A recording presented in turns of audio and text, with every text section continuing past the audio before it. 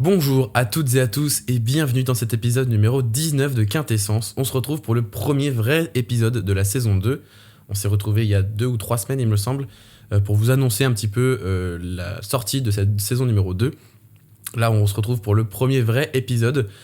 Tout est bien, le café, je viens de faire ma petite routine du matin, je suis en pleine forme pour vous faire un bon épisode qui va pas durer très longtemps comme je vous l'avais dit dans l'épisode hors série, l'épisode d'introduction, on va l'appeler comme ça.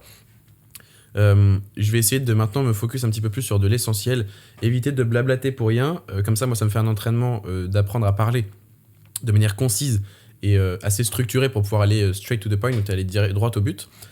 Et en plus de ça, comme c'est en format vidéo, je sais que plus l'épisode sera long, moins il fera de vues et moins ça vous intéressera. Donc je vais essayer de le faire aussi de cette manière. Donc si vous me retrouvez sur YouTube, vous voyez que maintenant tous les épisodes seront filmés. Si vous écoutez sous format podcast, je vais faire un maximum, mais à mon avis là pour cet épisode ça devrait aller, de ne pas trop faire d'interaction visuelle pour que vous soyez pas trop perdus, ou du moins à chaque fois que j'expliquerai. Mais pour l'instant, du moins je regarde mes notes, mais je pense qu'il n'y aura pas d'incrustation visuelle, ce sera que de la diction, que de la lecture de texte. Écoutez, aujourd'hui, comme je vous l'ai dit au début de cet épisode, très heureux de vous retrouver. J'ai une très bonne nouvelle, il y en a qui vont être très contents. En fin de semaine, donc la fin de semaine prochaine, donc là, quand j'enregistre cet épisode, on est le dimanche 17 novembre. La semaine prochaine, donc sûrement dimanche prochain, donc en fin de journée, sûrement aux alentours de 19h, sortira un vlog de suivi de toute ma semaine, voir un petit peu comment ça se passe une semaine dans ma vie. Je me questionne à tenir cette série jusqu'à très longtemps et faire un petit peu comme les vlogs quotidiens, mais en format hebdomadaire. J'ai un format de vidéo que j'adore faire, pouvoir poser une caméra et faire comme si elle n'était pas là et en fait discuter avec vous de ce que je fais, ce que je vais faire. Alors, pareil, je tiens à m'excuser. Je vais beaucoup tousser, je suis un peu malade, donc chaque fois j'essaierai de me décaler pour pas que vous entendiez. Voilà, essayer de faire un peu vous montrer un petit peu ce qui se passe dans mes semaines, parce que du coup je m'en suis rendu compte, on n'est plus autant connecté qu'avant, je trouve, avec mon audience et avec vous du coup. Tout simplement parce qu'avant j'avais mes vlogs quotidiens, je pense qu'on peut pas être plus connecté que ça. Vous voyez toutes mes journées, de tout ce que je faisais dans les moindres détails. Et on passe du tout au tout. Donc moi ça me manque aussi un petit peu là parce que mine de rien mentalement c'est assez intéressant parce que ça pousse un petit peu à le faire, parce qu'on se dit ok, je vais montrer à mon audience, ça va les inspirer, ça va pouvoir les aider, pouvoir donner des conseils d'un certain moment. Et je trouve ça assez intéressant, donc je pense que je vais essayer de reprendre. La semaine prochaine sera un petit peu une phase de test, je le ferai, on verra ce que ça donne. Si je prends beaucoup de plaisir à le faire, je le referai. Si ça me prend pas trop de temps aussi, parce que je pense que le montage ça va être assez galère, je verrai comment je vais pouvoir m'arranger. Peut-être que je le ferai petit à petit, bref, on verra. Voilà, ça va être une phase de test. En tout cas, c'est sûr que la semaine prochaine il sortira. On verra si j'en ferai un toutes les semaines ou un toutes les 2 semaines. Mais l'idée, c'est qu'il y ait un contenu vraiment très brut, une sorte de qui ait pas beaucoup d'artifices de montage, quoi, qu'il y ait quelques plans de coupe agréables, enfin même hyper stylés parce que j'adore ça. Puis je prends vraiment du plaisir à monter des vidéos avec des beaux plans. Puis j'aime bien aussi en prendre. Mais l'idée, c'est que par exemple, il y a de très grandes chances qu'il y ait ce plan beaucoup dans la vidéo, que par exemple tu vois, le matin je me mets derrière mon ordi, je vous explique ce que je vais faire, il y aura ce plan là, la caméra elle est déjà posée, ça va me faire gagner du temps, il n'y aura pas besoin de des plans de ouf, etc. Puis ça n'a pas d'intérêt, surtout pour ce que je vais vous dire, et je trouve que j'aime bien garder ce côté un petit peu authentique. Bref, voilà pour ça. Et en plus de ça, cette semaine, très bonne nouvelle, cette semaine il y a une nouvelle opération gratuite qui est sortie sur la plateforme Maximus. Sur la morning routine, qu'est-ce qu'on doit faire le matin pour avoir de l'énergie et bien être sûr que notre journée commence sur les chapeaux de roue. Donc je vous invite vraiment à aller la regarder, elle est, je trouve, hyper intéressante. En plus de ça, il y a beaucoup de ressources annexes, des liens d'application, des liens de vidéos, etc., des podcasts. Il me semble qu'elle fait je crois qu'elle fait presque, je sais plus si elle fait 20 ou 30 minutes, bref, elle est assez longue. Je suis rentré dans pas mal de détails, j'ai fait pas mal de digressions intéressantes. Donc j'invite vraiment à aller la regarder, c'est gratuit de toute façon. Donc voilà, je vous mettrai le lîn dans la description de ce podcast. Je ferai ça à chaque fois dès qu'il y a la nouvelle opération. À mon avis, là dans les prochaines semaines, il y en aura une par semaine. Mais dès qu'une nouvelle opération gratuite est sortie, je la mettrai en description de ce podcast. Voilà, écoutez, on va pas perdre plus de temps et on va enchaîner tout de suite avec la deuxième rubrique de ce podcast, qui est le retour du régiment. Je vais me le mettre sous les yeux. Un retour d'un de nos combattants qui s'appelle Paul, qui est un ami, qui a été l'un des premiers à être sur la plateforme, qui nous a fait un joli retour. Je vais me mettre sur mon compte LinkedIn pour vous lire un petit peu son retour écrit. Donc on l'a posté sur notre compte Instagram. On l'a posté sur notre compte Insta, on verra ce que ça donne. Pour la suite, je pense qu'on fera ça pour tout le monde. On fera une vidéo sur Insta et un post écrit sur mon compte LinkedIn. D'ailleurs, je vous invite à aller me suivre. De toute façon, tout est dans la description. Voilà, désolé. Donc voilà, je vais vous lire son retour. Bonjour, je m'appelle Paul, j'ai 22 ans et je suis membre de la plateforme Maximus depuis le tout début. Aujourd'hui, je vais vous partager mon expérience. D'abord, la plateforme est hyper intuitive. On s'y retrouve facilement entre les différents onglets et on sait exactement vers quel expert se tourner en cas de question ou de besoin. Tout est clair, pas de perte de temps. Pour moi, Maximus, c'est surtout un vrai soutien. On est entouré de personnes motivées qui veulent progresser et devenir la meilleure version d'elles-mêmes. Cette énergie collective, ce soutien constant, ça change tout. Je te conseille vraiment de nous rejoindre. Ici, tu rencontres des personnes comme toi avec la même envie de progresser dans différents domaines de la vie.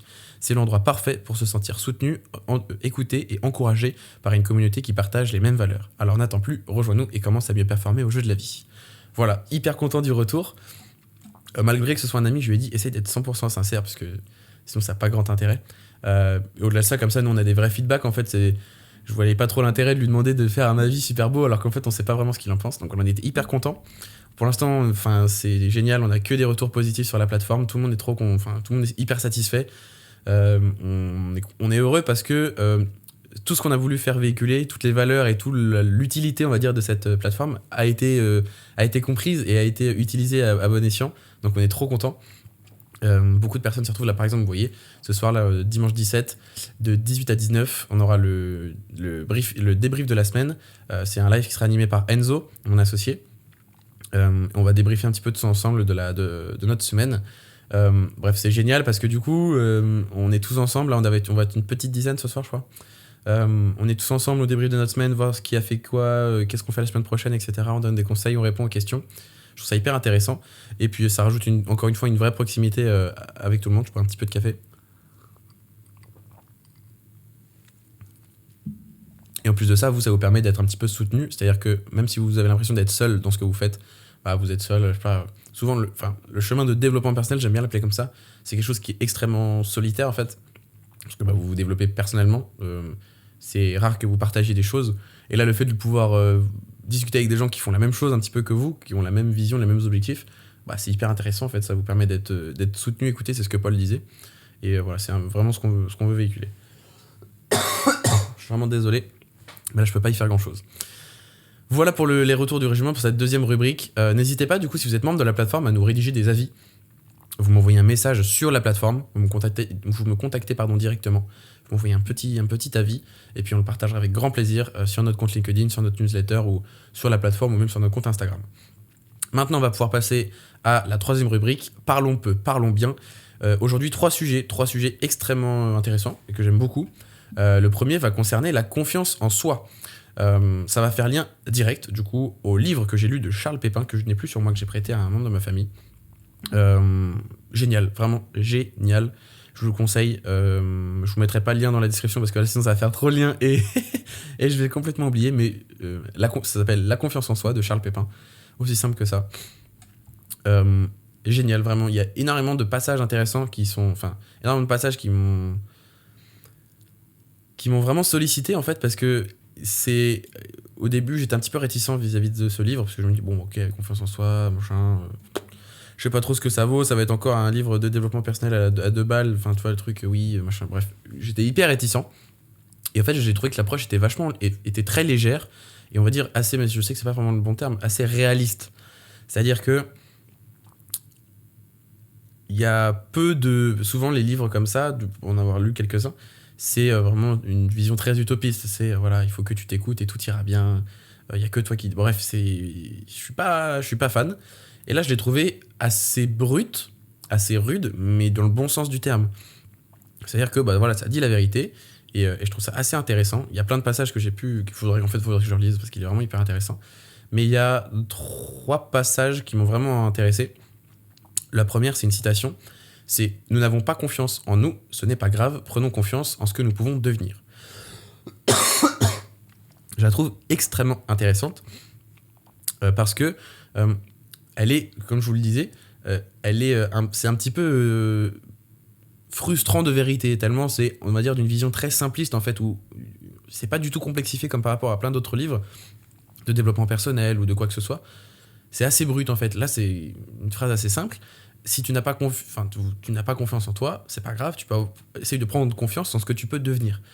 Et là, je trouve ça assez intéressant quand on a cette vision-là, parce que là où beaucoup de personnes manquent de confiance en elles, c'est quand elles se voient maintenant tout de suite elles-mêmes à l'instant T. C'est-à-dire que là, tout de suite, elles se regardent avec leurs compétences, leur vision, leurs capacités maintenant. Et moi, je la trouve hyper intéressante parce que c'est quelque chose que j'ai complètement développé inconsciemment. C'était une méthode que j'avais, une idée que je développais parfaitement depuis très longtemps, mais sans en avoir confiance.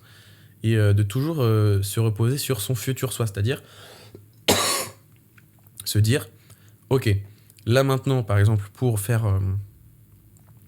il y a une idée d'opération que j'aimerais faire, mais je ne vous la partagerai pas maintenant. Voilà. Je ne vous la partagerai pas, mais c'est un sujet assez poussé, ou du moins, je peux pas... ça demande vraiment énormément de recherche, et il faut vraiment qu'il y ait une vraie plus-value pour pouvoir vous l'apporter. Donc c'est encore en tant qu'idée. Et quand j'ai eu l'idée, je me dis, bon non, moi, je peux pas faire ça, je suis pas du tout légitime, mais j'ai pas suffisamment de confiance en mes capacités dans ça pour pouvoir le partager à d'autres personnes. Donc, j'ai complètement douté. Et je me suis dit, bon bah non, ça sert à rien, j'ai pas confiance, je les fais pas. Alors qu'en fait, je peux le voir à l'inverse et me dire, ok, là maintenant tout de suite, évidemment, j'ai pas confiance parce que j'ai pas encore poussé toutes mes compétences. Mais si je me laisse 1 mois, 2 mois, 3 mois pour master cette capacité, cette compétence, et devenir, je suis vraiment malade, je suis désolé, et devenir vraiment master dans ce domaine-là, et pouvoir proposer une opération qui va vraiment être qualitative et vraiment très intéressante, là, ce sera intéressant. Donc, c'est pas pour autant que je manque de confiance en moi sur ce sujet-là, parce que je sais que je suis capable de faire certaines choses, et des choses qui sont quand même assez intéressantes. En revanche, je me suis pas dit, bon bah là, je peux pas le faire maintenant, donc je vais jamais le faire. Je me suis dit, ok, là maintenant, je peux pas le faire, j'ai pas vraiment confiance en moi, faut dire la vérité maintenant, mais je connais ma capacité de travail, je connais ma capacité de résilience, et je sais très bien que là, dans 1, 2, 3 mois, je vais être en capacité de pouvoir vous proposer une opération sur ce sujet-là qui va vraiment vous intéresser, et en plus de ça, qui peut être vraiment extrêmement intéressante, parce que c'est quand même très pratique dans la vie. Voilà pour cette première citation que j'aime beaucoup, je vous la répète. Nous n'avons pas confiance en nous, ce n'est pas grave, prenons confiance en ce que nous pouvons devenir. Parfait, ça fait lien direct avec la deuxième passage très intéressant. Nous ne sommes pas, nous faisons que devenir. Eh bien, ça fait lien direct. J'aurais dû vous lire celle-là avant en fait. Nous ne sommes pas, nous faisons que devenir. Bon, écoutez, ça fait lien direct avec ce que je vous ai expliqué. Quand tu regardes toi maintenant, à l'instant T, toi, bon, alors qu'on va dire à l'instant T, on va parler d'une tranche, c'est un peu bizarre comme explication, mais d'une tranche horaire, je sais pas comment trop expliquer ça. Quand on parle d'instant présent, du moment présent, c'est rare que ce soit pile poil à un seul moment pendant une microseconde. Souvent, c'est pendant une période de temps. C'est-à-dire que quand vous faites cette action-là, je vous donne un exemple. Nous ne sommes pas, nous faisons que devenir. Vous devez passer à l'oral devant toute votre classe pour faire une présentation. Vous n'avez pas l'instant T à ce moment-là, c'est pas seulement boum là quand vous allez passer. C'est la période où vous allez passer à l'oral. Donc, ce qui peut être hyper intéressant, c'est de se dire, bon bah là pour cette tranche horaire là allez, 10 minutes où je vais passer à l'oral, là j'ai pas vraiment confiance en moi, mais c'est pas grave, c'est un mauvais moment à passer, je sens que ça va pas mal se passer, j'ai pas préparé, je suis pas à l'aise, etc. Mais la prochaine fois je sais que ça va aller mieux. Donc c'est une sorte de rotation assez intéressante de cycle de confiance qui peut être vraiment intéressant de développer dans son quotidien pour... c'est un peu ça, c'est prendre confiance en fait. C'est se dire que c'est ok de là maintenant de pas réussir, parce que écoutez, on peut pas tous réussir tout le temps tout ce qu'on fait, et te dire que t'auras une deuxième chance comme à peu près tout le temps. Et voilà, c'est un truc qui peut être intéressant, et j'aime bien cette citation, nous ne sommes pas, nous faisons que devenir. C'est-à-dire que tu vas être toi-même pendant l'instant T dans lequel tu fais l'action, mais une fois que cette action est terminée, boum, t'es passé à autre chose parce que ce que tu as fait, t'as appris quelque chose. Là par exemple, je vais être moi-même le Louis qui est normal, on va dire, durant toute la durée de ce podcast. À la fin de ce podcast, je serai une version upgradée parce que ce podcast m'aura appris des choses de manière inconsciente. J'aurai amélioré ma compétence de parler à l'oral, etc. Bref, c'est simplement plein de cycles comme ça qui vont s'enchaîner, et il faut surtout il faut surtout en être conscient, pour se dire que là j'ai pas confiance, mais c'est pas grave, je vais avoir une deuxième chance, il y aura forcément une autre occasion de réussir. Et le troisième point, pareil, très intéressant, sur lequel j'ai un petit peu bugué, je vais être un petit peu honnête, sur lequel j'ai un peu bugué quand je l'ai lu, parce que je trouvais ça hyper abstrait, mais au final, quand on y pense, c'est assez intéressant. C'est, donc, encore une fois dans ce livre, c'est les identités multiples, Ouais, voilà, les identités multiples, plurielles et protéiformes. Alors oui, ça fait truc farfelu, etc. Mais c'est hyper intéressant. Une identité, donc je vais vous l'expliquer comme ça vous comprendrez. Une identité multiple est le chevauchement de multiples catégorisations sociales telles que la race, la classe, le sexe et d'autres caractéristiques, je vais y arriver, excusez-moi, et d'autres caractéristiques individuelles qui permettent à une personne de s'identifier comme un membre d'un groupe plus large. Donc, globalement, c'est par exemple la classe sociale ou je ne sais quoi, ou la profession, c'est de se dire, ok, par exemple, je suis entrepreneur, je me sens un petit peu plus, j'ai mon identité multiple, donc c'est que je suis un homme, j'appartiens au groupe des hommes, j'appartiens au groupe des entrepreneurs, bref, vous voyez que c'est un petit peu ça, c'est des identités multiples, c'est-à-dire que c'est les identités les plus basiques, on va dire. Ensuite, vous avez l'identité plurielle, une identité composée de tout ce qui nous définit et non pas seulement une chose... je vais y arriver, désolé. Une identité composée de tout ce qui nous définit et non pas seulement d'une seule des composantes identitaires possibles. Cela comprend nos valeurs, nos attitudes, notre personnalité, nos goûts et bien plus. Là, vous voyez que c'est le step un petit peu plus supérieur. C'est par exemple nos attitudes, quelqu'un qui va être très colérique, même si c'est un peu bizarre de dire ça, vous appartenez à la catégorie des colériques. Pareil pour les valeurs, les personnes loyales ou je ne sais quoi. Et pareil pour la personnalité. Donc vous voyez que vous avez 3 identités, je termine avec la dernière. Une identité protéiforme qui prend les formes les plus variées, qui se présentent dans des aspects très divers. Je rigole parce que dans ma note, j'ai mis une identité protéiforme qui prend les formes les plus variées, qui se présentent sous des aspects très divers. Et j'ai mis entre parenthèses souvent des conneries. Vous voyez un petit peu à quelle branche je veux parler. Mais vous voyez que au-delà de ça, c'est assez intéressant parce que on parlait encore une fois, donc là pour reprendre l'exemple du truc de la confiance en soi, je vais vous expliquer que vous avez une possibilité d'avoir une seconde chance, etc., avoir une sorte de roulement, et je trouve que implémenter ces aspects d'identité peuvent être hyper intéressantes parce que vous pouvez vous dire que ok, par exemple, on parle surtout pour les identités plurielles où ça prend en compte les valeurs, les attitudes, etc. Je vais boire un petit peu, désolé.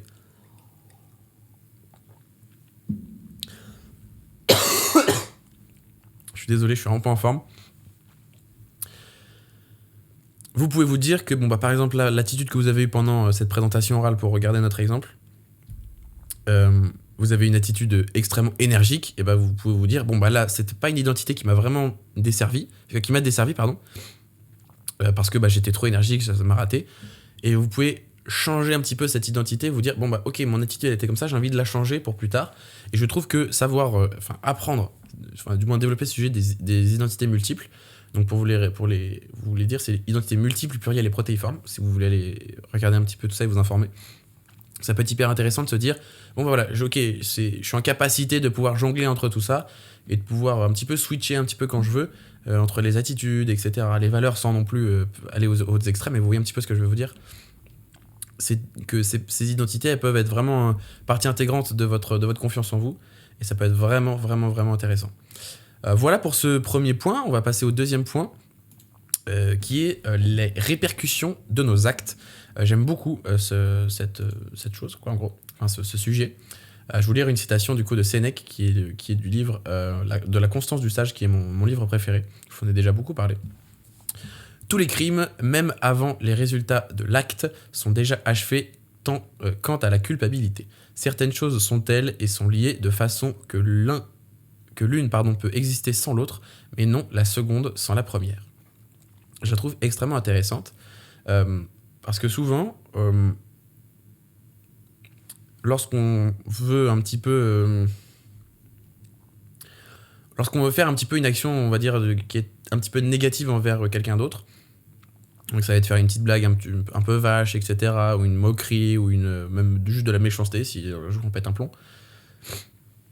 Même si la personne ne la reçoit pas et n'en est pas victime, je la trouve ultra intéressant, parce que les résultats de cet acte, ils sont déjà achevés, donc ils sont déjà eus quant à la culpabilité que tu auras toi. C'est-à-dire que quand tu vas prendre un recul, tu vas dire « Putain, j'abuse, j'ai fait une action négative qui allait faire du mal à quelqu'un ». Et je trouve ça super intéressant, parce que souvent, on ne pense pas vraiment à ça, ou du moins on le vit de manière inconsciente, et on se dit « Putain, ok, j'envoie une grosse dinguerie, une grosse vacherie à quelqu'un, Même si, enfin, il a pas reçu, bon bah ok, c'est pas grave, il a pas mal pris.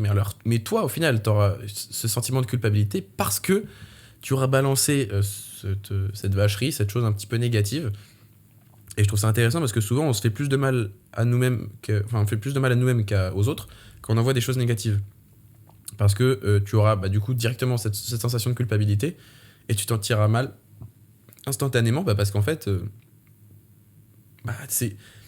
tu fais du mal globalement un peu pour rien, quoi. C'est-à-dire que tu auras un sentiment de culpabilité d'avoir provoqué de la souffrance et de la douleur à quelqu'un.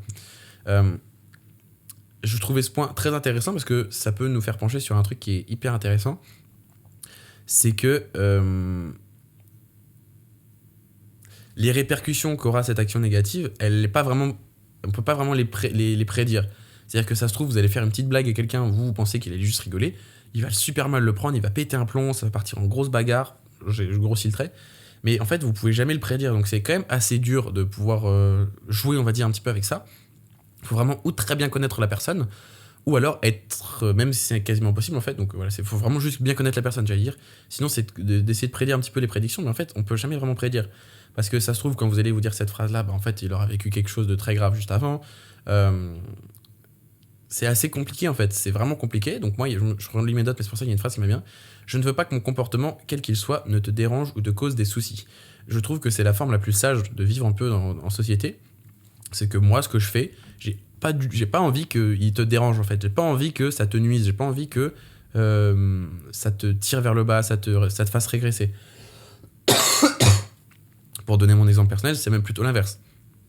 J'ai envie qu'il t'aide, j'ai envie qu'il te fasse progresser, j'ai envie qu'il te fasse vivre mieux, on va dire un petit peu, même si c'est pas très prétentieux. C'est hyper intéressant en fait, parce que beaucoup de personnes charrient ou font des blagues ou vont être un petit peu piquants, même un petit peu trop de temps en temps. Et en fait, on sous-estime vraiment les répercussions que ça peut avoir, que ce soit au boulot, que ce soit avec les amis, que ce soit avec la famille, etc. Des remarques physiques, des remarques mentales. Enfin, moi, je peux sans faire mon Calimero ni ma pique crevée. Lorsque j'avais pas le physique que j'ai maintenant et la masse corporelle que j'avais maintenant, je prenais énormément de remarques, mais marrantes. Je savais que ça venait pas c'était pas méchant en fait. Je savais que c'était toujours dans la blague, etc. Au début, ça me faisait rire, mais en fait, à la longue, c'est qu'on se demande si ça devient pas juste de la méchanceté. Alors que non, avec le recul, je me doute que non. Mais comme on est dans ce processus de toujours avoir quelque chose de négatif vis-à-vis d'une seule caractéristique, donc une caractéristique physique, pardon, on commence à se dire, putain, mais en fait, c'est peut-être vrai. Ce truc, oui, voilà, coton-tige, machin, plein chapin, machin, je te souffle dessus, tu t'envoles, bref. Il y en a eu des milliers. Et de se dire, d'avoir constamment ce truc-là, c'est qu'en fait, les répercussions, elles sont vraiment négatives, parce que moi, je l'ai bien vécu, de ce que j'estime bien l'avoir vécu, c'est-à-dire de se dire, putain, bon, allez, ça y est, j'en ai marre, je passe à l'action, je prends du poids, je me muscle, et je reprends confiance en moi, et on arrêtera de me faire des blagues dessus. Ce qui a marché. Mais on peut le vivre aussi de manière très négative, de se renfermer sur soi-même, même des trucs très graves, quoi, des trucs de dépression, des gros doutes, des gros manques de confiance en soi, etc. Donc il faut faire attention un petit peu à tout ce que vous balancez, et vous serez globalement tout le temps perdant à balancer une dinguerie ou insulter ou vous énerver contre quelqu'un que la personne qui recevra toutes ces choses-là. Parce que vous vous sentirez beaucoup plus coupable, et puis en plus de ça, s'il se passe quelque chose de grave, vous aurez beaucoup plus de culpabilité, vous serez vous sentirez très mal vis-à-vis de tout ça. Voilà pour ce troisième point. On va passer du coup au troisième point que j'ai appelé sur ma note Obsidian le process de la vie. Je veux que c'est pas un nom très sexy. Je vais faire une petite pause du podcast. Je vais aller me remplir de l'eau parce que j'ai la gorge très sèche, me moucher, et on se retrouve tout de suite. Donc pour ce troisième point que j'ai appelé le process de la vie, je vous avoue que c'est pas un nom qui résume parfaitement ça. Faudrait que je retrouve un. Bref, on pourrait appeler ça le fonctionnement, la suite de la vie, bref. Ça vient du livre The Obstacle is the Way de Ryan Holiday. Et il y a deux gros points qui m'ont vraiment bien intéressé. Donc je vais vous lire la citation en anglais. Knowing that life is a marathon and not a sprint is important. Conserve your energy. Understand that each battle is only one of many and that can use it to make the next one easier. More important, you must keep them all in real perspective. Donc je la trouve géniale. C'est savoir que la vie est un marathon et pas un sprint est très important. Garde ton énergie. Comprends que chaque battle en est une parmi tant d'autres et qu'il faut que tu utilises celle que tu viens de vivre pour rendre la prochaine plus facile. Et plus important, tu dois toutes les garder en perspective. C'est-à-dire, donc premièrement, la vie c'est un marathon et pas un sprint, c'est très vrai. Les réseaux, je trouve, glorifient vachement ce truc-là de bon, oui, il faut que tu fasses de l'argent rapidement, il faut que tu deviennes ça rapidement, il faut que tu fasses ça très rapidement. Prenez le temps, calmez-vous, développez ça sur du long terme, prenez le temps, c'est un des process qui sont longs, etc. Donc voilà, prenez le temps et du coup de conserver son énergie. Quelque chose que je regrette un petit peu avec mon début de parcours entrepreneurial, on va dire concret, parce que les 2 premières années c'était un petit peu à temps partiel, voire très partiel. Maintenant c'est commence à être du temps complet. Donc je regrette un petit peu ce début d'avoir mis trop d'énergie parce que ça m'a mis des périodes de break et de down un petit peu compliquées là. Mais voilà, donc c'est conserver son énergie, c'est prendre le temps de garder sa jauge. Et en plus de ça, c'est de comprendre donc chaque battle, donc chaque obstacle, on va dire, qui vient face à toi, tu dois l'utiliser pour faire en sorte que celle d'après soit encore plus simple. Il faut pas que tu vois chaque chose en mode bon, bah ok, encore une merde qui arrive. Ma vie c'est n'importe quoi, j'ai que de la merde dans tous les sens. C'est pouvoir te dire aussi que bon bah voilà, celle qui vient là, je vais tout faire en sorte pour qu'elle soit la plus simple, enfin tout faire en sorte pour la combattre la plus facilement possible, pour la combattre, c'est pas la plus facilement, c'est la combattre la meilleure des manières pour que la prochaine qui arrive, rien du tout, ça passe comme si de rien n'était, et ainsi de suite. Et je trouve ça hyper intéressant à la fin. More important, you must keep them all in real perspective. C'est-à-dire que tu dois toujours avoir une vision un petit peu englobante. Une perspective, c'est un petit peu ça. C'est jamais être au cœur dedans, et avoir des œillères. J'aime bien cette situation. C'est un petit peu être comme ça et de pas voir ce qui se passe autour. C'est au contraire, boum, tu te mets en grand angle. Tu regardes tout ce qu'il y a autour de toi, tout ce qu'il y a, tout le lien, un petit peu comme un second cerveau obsidian. Hein. C'est d'avoir ce point qui relie ce point, qui relie ce point, qui relie ce point, qui relie ce point. Et de toutes les avoir en perspective, je trouve ça hyper intéressant. Et ça vous permettre du coup, c'est un petit peu la finalité de ce podcast, de cette philosophie, de tout un petit peu. C'est d'à chaque fois devenir the best version of you, donc la meilleure version de toi. Et de se dire, ok, bon bah maintenant que tu commences à enclencher ce process-là, de toujours voir avec de la perspective, c'est un petit peu plus rassurant parce que tu te dis, je prends chaque battle, donc chaque obstacle de sa vie un petit peu avec du recul et un petit peu plus de légèreté, plutôt que de se dire constamment oh putain encore un truc horrible devant qui va m'arriver, c'est chiant, etc. Bref, ça permet de voilà, c'est prendre ce recul et cette légèreté vis-à-vis de ce qui nous arrive un petit peu dans la vie. Donc voilà, je trouvais ce point très intéressant. Vraiment, The Obstacle is the Way, vraiment un des livres qu'il faut absolument que vous lisiez. Il est juste génial. Maintenant, on va passer à la 4e rubrique, donc ça en est fini pour parlons bien. On va passer à la 4e rubrique qui s'appelle Mes erreurs, que j'ai bien aimé. Je me la suis nommée comme ça, c'est assumer que tout est une question de cycle. Je bois un petit peu de café. Je suis vraiment désolé, je suis pas en très grande forme pour cet épisode. Vous m'excuserez, la maladie m'a eu. Je tousse beaucoup. J'ai très mal dormi cette nuit, j'ai passé ma nuit à tousser. On va essayer de faire au mieux pour cette fin d'épisode. Donc, assumer que tout est une question de cycle, ça fait lien avec une musique que j'aime beaucoup. Les étoiles vagabondes de Nekfeu. Et c'est, je trouve, tellement vrai, c'est que jamais, j'espère en tout cas pour vous, parce que sinon vous allez vraiment vous faire chier, que votre vie ou que des passages de votre vie soient ultra linéaires de cette manière. C'est tout le temps yo-yo, ça monte, ça descend. Et le fait de se dire que, d'assumer ça et de se dire que c'est la vérité, que tout est une question de cycle. Il y a des journées où vous allez être extrêmement productif, des journées où vous n'allez pas du tout être productif. Il y a des journées où vous allez être en grande forme physique, des journées où vous n'allez pas du tout être en grande forme physique.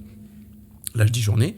Ça peut être semaine, ça peut être mois, ça peut être année dans certains cas les plus extrêmes. Et c'est simplement de l'assumer. C'est que j'ai vraiment voulu lutter longtemps contre ça et se dire que non, je dois toujours être au max, je dois toujours être le meilleur, je dois toujours être au top de ma forme, toujours faire tout. Et en fait, non, des fois, c'est pas possible. Parce que c'est un truc physiologique, c'est ton cerveau, etc. Et c'est que tout est une question de cycle. Tu peux pas tout le temps être dans une forme constante. Il y a forcément des moments où tu vas redescendre. Je dis pas qu'il faut que ça redescende à zéro, mais il faut que ça... ça va forcément redescendre un petit peu. Et assumer cette chose-là, c'est de se dire que... là, je vais prendre mon exemple, par exemple. C'est hier, samedi. je me lève, je fais ma routine, etc. Je commence à travailler et je le sens pas vraiment. J'arrive pas à me concentrer. J'ai la tête ailleurs. Et bah, au lieu de lutter contre ça et de vouloir travailler et de bâcler mon travail parce que bah, déjà j'ai la flemme, j'aime pas ça, etc. J'ai dit ok, je prends le recul. Qu'est-ce que j'ai à faire aujourd'hui? Bon, il y a vraiment rien de très urgent. C'est du montage. Alors je vous en parlerai à la fin. Du montage pour mon opération. C'est pas très urgent, c'est pas pressé. Je peux très bien le faire plus tard. J'ai pas de mail important, j'ai pas de rendez-vous. Bon bah ok, je prends le recul. Bim, je me mets de côté. J'ai travaillé peut-être 2 heures. Et ensuite donc c'était de 9h30, j'ai travaillé de 9h30 à 1h30, pardon. Bref, on s'en fout. De 9h30 à 11h. Et après, j'ai fait une longue pause jusqu'à peu près vers 14h, 14h30, 15h. Où je me suis posé, j'ai regardé quelques films, etc. Et j'ai rechargé mes batteries. Et c'est ok d'être avec ça parce que c'est simplement les cycles de la vie. C'est que tu ne peux pas tout le temps être constamment au max. Et j'ai beaucoup souffert de ça, de culpabiliser, de me reposer, ce qui est complètement dingue. Et maintenant, bah voilà, je me dis, je progresse beaucoup dessus, même si c'est encore compliqué de temps en temps. Par exemple, hier, c'était compliqué. Parce que c'est frustrant, en fait. Tu dis, putain, j'avais envie de travailler, j'ai envie de faire des choses, et tu dis que là, tu peux pas. Donc voilà, le mot est ça, c'est vraiment frustrant.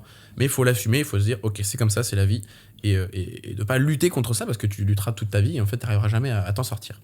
Donc voilà, c'était une de mes erreurs que je voulais vous partager. Et transition géniale pour la citation.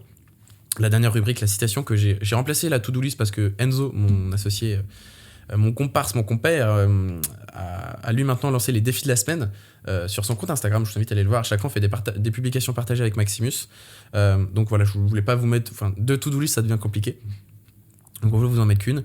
Et ça fait lien direct avec la citation, du coup, comme je dis, assumer que tout est une question de cycle et de mes erreurs. Citation de Théo Lion. L'homme intelligent apprend de ses erreurs, l'homme sage apprend des erreurs des autres. Alors, je sais que c'est pas une citation de Théo Lion, ça doit sûrement être un stoïcien, mais quand j'ai entendu cette citation, j'ai mis ça venait du podcast de Théo Lion, donc évidemment que ça doit être de quelqu'un d'autre. Mais j'aime beaucoup cette phrase. L'homme intelligent apprend de ses erreurs, l'homme sage apprend des erreurs des autres. Donc c'est très important d'apprendre de ses erreurs. C'est comme ça que vous avez un meilleur feedback, mais essayez d'apprendre aussi des erreurs des autres. Ça peut être aussi très intéressant. Écoutez, voilà pour ce podcast, cet épisode 19. J'espère qu'il vous a plu et justement, je voulais vous en parler de l'opération que je vais proposer sur les habitudes, les routines et l'organisation. Elle est entièrement enregistrée depuis un petit bout de temps. Le montage est quasi terminé, du coup j'ai quand même bien avancé hier. Il me reste 2 vidéos, il me semble. Il faut que je tourne la vidéo de présentation et 3 petites pubs pour Instagram.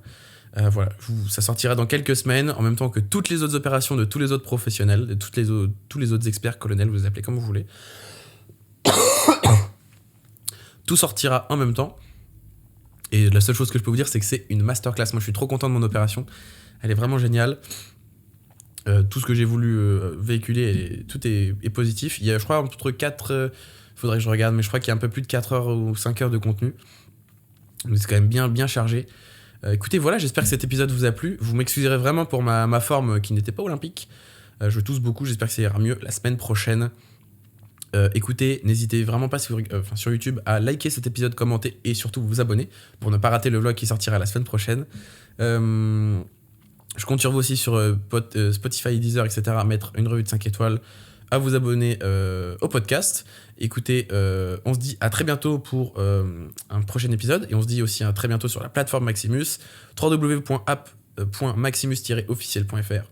On se retrouve de l'autre côté. Ciao!